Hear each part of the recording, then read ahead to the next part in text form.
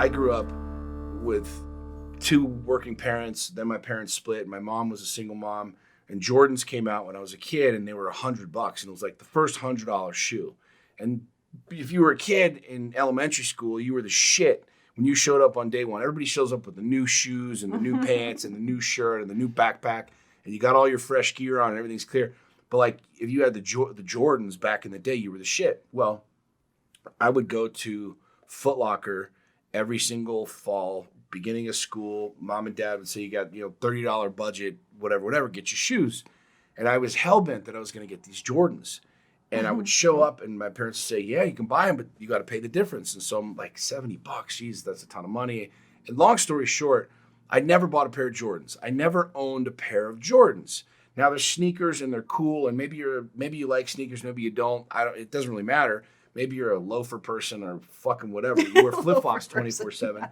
But Jordans are Jordans, and they're dope. And I've always had this thing, and I've always seen them, and they're just cool sneakers, right? Mm-hmm. I'm not a basketball player. I don't wear them to play basketball. I just wear them because they're fucking cool-looking sneakers, right? Mm-hmm. Well, for literally 30 years, I told this story about how I had never, the story that I just told, I have told that story thousands of times about how, I made a lot of money and I lost a lot of money and made a lot of money and back on the grind and the hustle. And I could afford any pair of Jordans. I could afford $1,000, $2,000, $5,000 Jordans if I really wanted them, but I'd never had them before and I never bought them. And I started wearing this story as a badge of honor. Mm-hmm. Like I've never had these Jordans and I'm never going to buy them. And like, I'm going to go to my grave with this thing. And last year, the beginning of last year, I remember this vividly. This is when we were...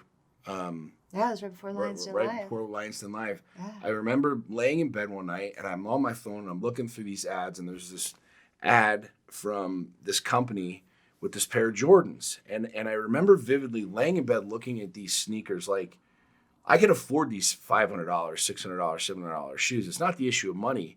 But it's like, I want these things and I would love to wear these things. And a bunch of my friends are sneakerheads.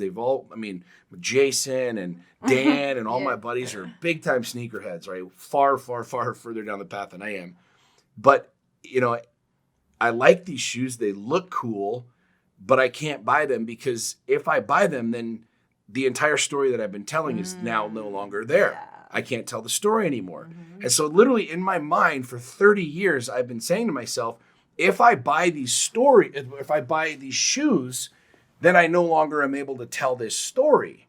And so it's really fascinating to comprehend and to think about, and that has changed my life, is I was truly addicted to a story more than I was committed to doing what I wanted to do.